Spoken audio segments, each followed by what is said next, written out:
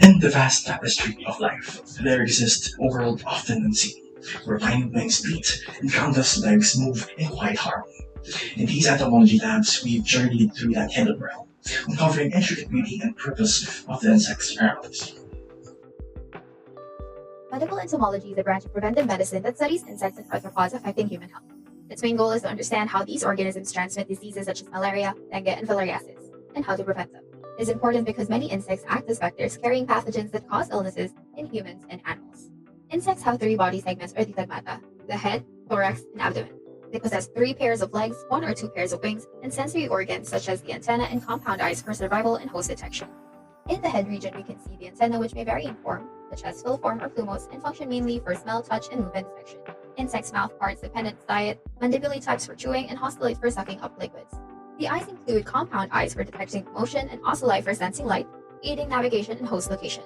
Next is the thorax. The center of movement in insects is divided into three segments: the prothorax, the mesothorax, and the metathorax, each with a pair of legs. So insects always have 6 legs in total. These legs are adapted for different functions like saltatorial for jumping, raptorial for grasping, or fossorial for digging. The thorax also bears the wings, usually one or two pairs. Some wings are used for flight, such as the membranous wings, while others serve as protection, like the elytra in beetles.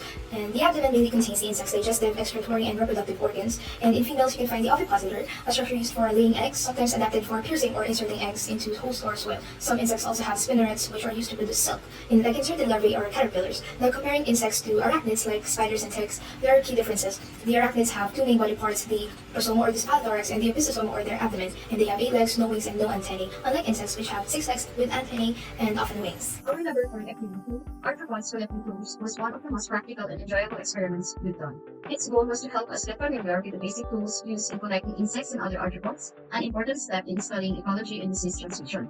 We began by showing basic materials like forceps, vials with alcohol, and notebooks for recording data. We also used insect nets, killing jars for preservation, and baits such as peanut butter and tuna to attract arthropods. From our setup, we noticed that these baits effectively attracted ants and flies. As our instructor explained, different baits work best for specific arthropods based on their feeding habits. Fun fact, over half of all non-animal species on Earth are insects. Overall, this activity helped us appreciate how each collecting tools plays an important role in entomological research. For this laboratory activity 2, it is focused on arthropod collecting tools. The objective was to understand and apply basic field collection techniques. This is important because knowing how to use the right tools and methods helps in the proper collection, preservation, and documentation of arthropods for each research and biodiversity studies. For this lab, we both used active sampling and passive sampling techniques. For active sampling, sweep netting for capturing flying or vegetation-dwelling insects, hand collection for the recapture of visible arthropods. For passive sampling, baits such as peanut butter and sardines to attract certain insects. Laboratory 3, which is the insect collection. So the main objective of this activity is to collect and document various arthropods, especially insects.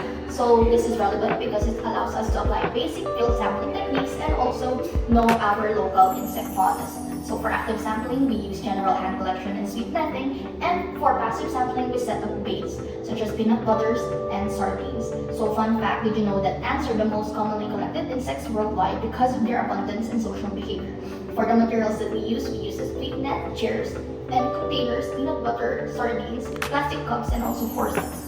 So after collection, specimens were positioned and photographed in dorsal, ventral, and anterior views for proper documentation, and the results reflect how different collection techniques targets different insect groups. For the results and observations, for the active sampling method, we got carpenter ant in the freedom park, fly in the science building, moth in the smiling tanks, and ladybug in the freedom park. For these passive sampling methods, we got ant from the freedom park using baits. These specimens were positioned and photographed in dorsal, ventral, lateral, and anterior views for proper documentation. These results show how different sampling methods target specific species depending on their location and behavior. And for the discussion and conclusion, the result of this activity highlight the importance of documentation in entomology. While Lab 2 focuses on the collection of specimens, Lab 3 activity emphasizes how to properly record and organize these specimens for future identification and study. By photographing the insects in various views, we ensured accurate documentation, which is crucial for species identification and understanding their characteristics. This aligns with the theoretical concept of proper documentation enhances the quality and reliability of entomological data. Overall, the lab successfully met its learning objectives, improving our skills in arthropod documentation and reinforcing the importance of detailed record keeping for scientific research. In Lab Exercise 4, we were tasked with classifying and identifying the samples we have collected from our previous lab activity of collecting arthropods from our school grounds. Specifically, we must determine the domain, kingdom, phylum, class, order, family, genus, and species of each specimen we have collected and insert it on the table provided. Before that, however, we must also paste a picture of each collected specimens, determine their order or their common name, and their distinguishing characteristics as seen in the screenshot of our lab report. Hierarchical classification is vital as it provides a universal structured framework for naming, organizing, and understanding the relationships between the different arthropod species.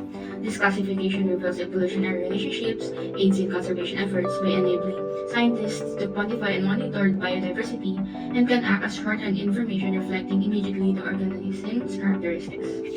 Now for the lab 4-2, which is the basic arthropods mounting for identification. So, first of all, what is mounting? Mounting is the process of preparing the insects for preservation and pinning or gluing the smaller insects to a paper point. It is also necessary for the long-term preservation and scientific study. So, the materials needed is the entomological pins, entomological puncher, pinning blocks, styrofoam, paper tapes, glue, eco-chibol, rope, labels, and insect specimen. Next, the procedure. So, first of all is the drying specimen. So, next is the cut uniform paper point using the entomological puncher. Next step is to attach the pin to a paper tape using the pinning block. Fourth step is to apply the minimal glue on the chip. Next is mount the specimen. So, in mounting the specimen should be right side coxa and between the first and second legs. Next step is to adjust the position of the specimens before the glue dries. Next is to add the labels.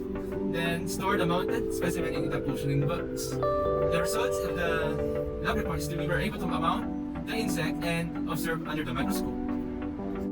Now for the lab 4B, which is all about the morphological characters of the arthropods, which is we distinguish the morphological characters of identification of the arthropods. So the methods is answering the lab report, which is include the morphological terms in the lab 4B provided, and also read and find reliable resources in answering the table by inserting the images in the table. So in the results, we were able to familiarize the different morphological characters of identification, and we also answering the provided table. So here's some answers in the table. And so, as our study draws to a close, we leave with a deeper respect for these small yet extraordinary beings, creatures that remind us how even the tiniest lives shape the grand story of our planet.